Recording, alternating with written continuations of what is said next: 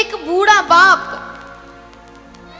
जब मैं वहां प्रवचन करने का मौका मिला, मैं बोल रही थी, तो उन्होंने आके ऐसे इशारा किया, मुझे माइक दे दो।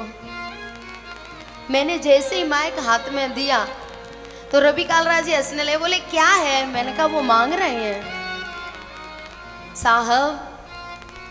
एक पंक्ति गुनगुनाई उन्होंने, ममता के मंदिर की तू सबसे प्यारी मूरत, भगवान नजर आता है जब देखूं तेरी।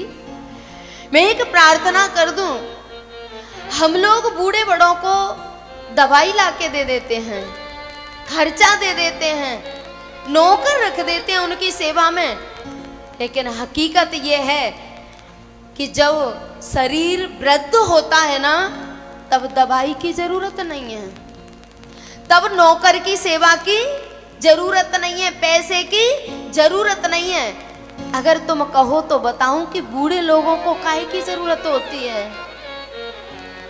बूढ़े लोगों को दवाई की जरूरत नहीं है, उनको बीमारी तो हमने दी है, फिर हम उनकी क्या दवाई कराएंगे साहब?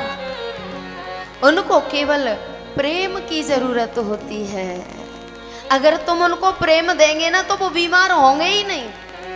आपने देखा होगा, शरीर में दम नहीं है, उठा नहीं जा रहा, और नाती आ जाए खिलखिलाता हुआ तो बूढ़े बाबा को लगता है कि जवान हो गया, बूढ़ी दादी को लगता है कि जवान हो गई, अब इनके शरीर में कोई कष्ट नहीं है। तो मेरे प्यारो, ये संसार है जो जिस समय हमें जरूरत होती है उस समय छोड़ जाता है, पर आप सब तो भगवान के कृपा पात्र हो। इस बात को याद रखना कि जिनके बूढ़े बड़े प्रसन्न रहते हैं ना, आजकल बूढ़े बड़े काहे से मर रहे हैं? हाइपरटेंशन, टेंशन, हार्ट अटैक, ये काहे से होता है? ये सब टेंशन से होता है, ये ज्यादा तनाव से होता है। और यदि हम अपने बूढ़े बड़ों को टेंशन देंगे तो फिर इलाज कराते रहना, वो कभी ठीक होने वाले नहीं हैं।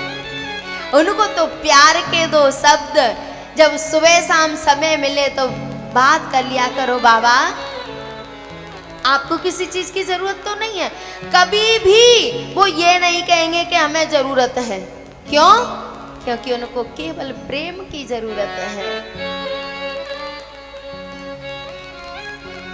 मैंने देखा तो सच में मैं फूट फूट के रो पड़ी। मैंने कहा ये है इस संसार की हकीकत, जिनके लिए हमने अपने जीवन को बर्बाद कर दिया। और जब मैं रोई ना तो ये माता जी अभी दिखाई दे रही थी ना, ये मुझे चुप कराने आ गई। ममता सबके अंदर रहती है, प्रेम सबके अंदर रहता है, लेकिन मिलता भाग्यशालियों को है, सबको नहीं मिल पाता। तो प्यारे, बात चल रही थी, सुख के सब साथी दुख का न को, मेरे राम मेरे राम। सुख के सब साथी दुख का न को, मेरे